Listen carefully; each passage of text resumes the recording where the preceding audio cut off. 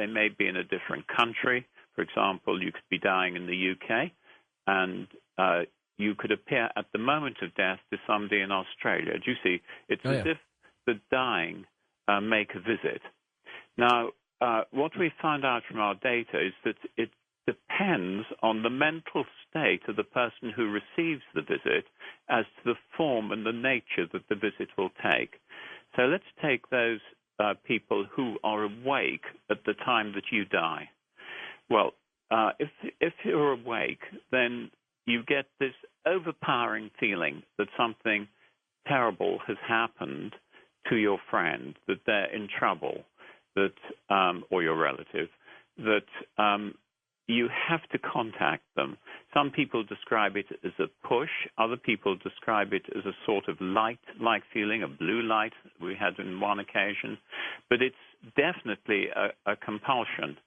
So let me give you an example. One person, he really hadn't seen his dad for many years because they didn't get on very well together.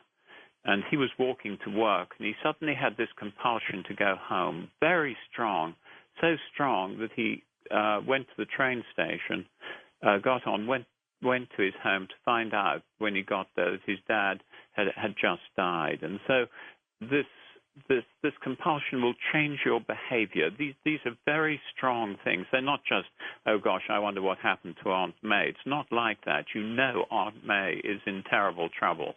Another example is somebody who had to ring her dad. She was in Italy. The dad was in America. She rang home to find out that her dad had just died, having fallen down the cellar steps. So these deathbed coincidences are very clear. So that's when you are awake. When you're asleep, they have a quite different quality to them. Then they are narrative. By that I mean they tell a story, and also you get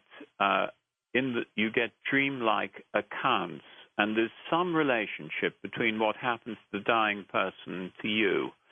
So here's a lovely story. There was a woman who was asleep in bed, and she first of all was woken up by her mother who had died. So her mother appeared to her dead mother appeared to her in a dream, and the woman felt that the dead mother had something important to say, so she instantly became awake. Now, I'm not sure whether she was awake or not. Because of the quality of the next bit of the story, I think she probably wasn't. But she then became aware that her son had come, and he was dripping wet in the dream. And as the son came towards her, he slowly transformed and became surrounded by the light. And you know the light carries with it love and compassion. And he said to his mother, "I'm okay now. Please don't worry. It's all okay." And then he slowly faded. And she sat up in bed and told her husband immediately. And she knew that something awful had happened to her son, but she didn't know what. And the next morning, when she was able to get in contact with her son's friends, they told her that her son had been drowned in a drowning accident at about the time that she got her vision, so her dream. And so that is a typical one that happens when you're asleep. And the other thing we find is that there is no limitation in space. They can cross continents. We got a lovely one of a person whose grandfather died, and he was a submariner. And in fact, he was deep down in the Atlantic when he got his deathbed coincidence. So they're really interesting phenomena.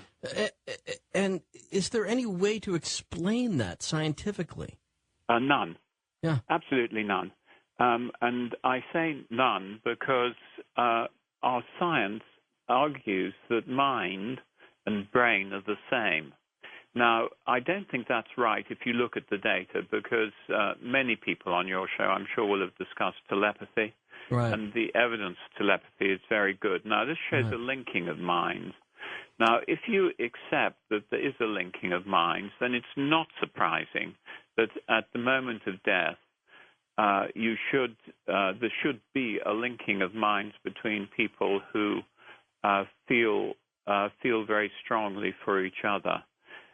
Jung was looked at. Carl Jung? Carl Jung, yes, the psychiatrist and analyst, looked at these sorts of experiences, and his argument was that when an archetype is activated, this is the archetype of death. It's the view that is held by a whole population of people. When the archetype of death is activated, then there is a fracturing of space-time. Now, I don't know what that means, but he was trying to say that death is a very, very special time, and very, very special things occur. And I'll tell you more about what actually happens at the time of death when we get onto it. So the argument is it's going to be in the same realm as telepathy, and this requires extended mind, which is not within mainstream science, although the evidence for it, I feel, is quite good. Well, and you talk about evidence, and I think that evidence exists, hard evidence exists, somewhere in those clock stories, because that's something physical that is changed as a result of what is perceived, I think, as a metaphysical process. And so you have tell the story about the woman with the clock that was in her garage, and the one that was the 10 minutes to 11 story.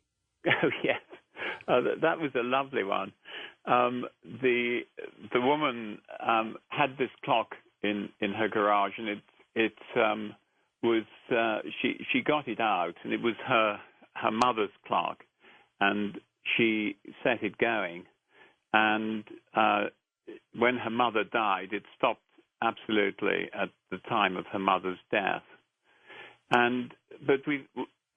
She just wound it that morning. I mean, she knew it wasn't because it had run out, and she didn't know that her mother was about to die. So when she got the call that her mother had died, it was at the same time the clock had stopped. And I thought this was important. The clock had never stopped after that. I mean, she had kept using that clock for years, and it never stopped again.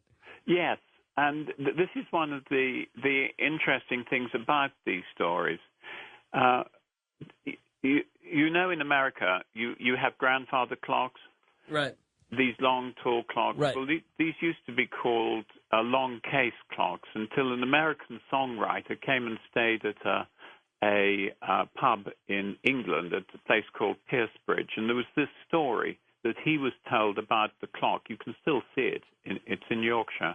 Well, here's what I'm gonna have you stop again right there, because we're coming up to the top of the hour, and I want you to start right there then.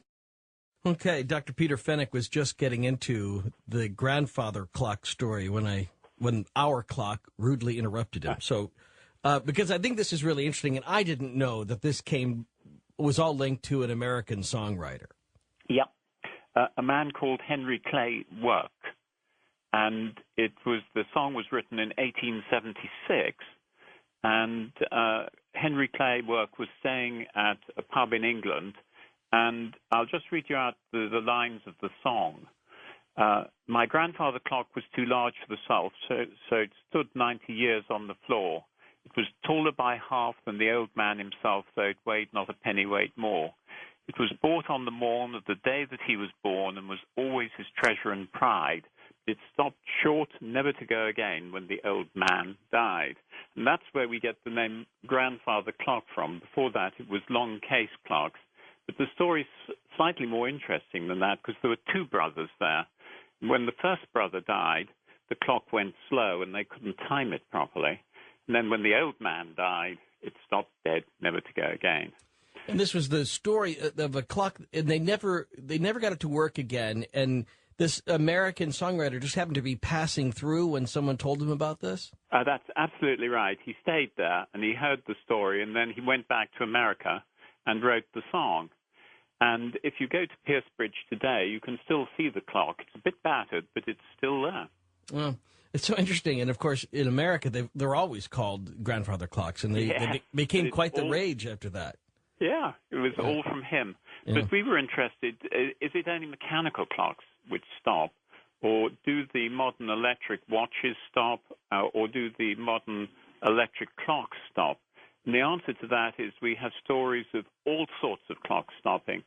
there's a lovely one. A nephew went around to tell his uncle that his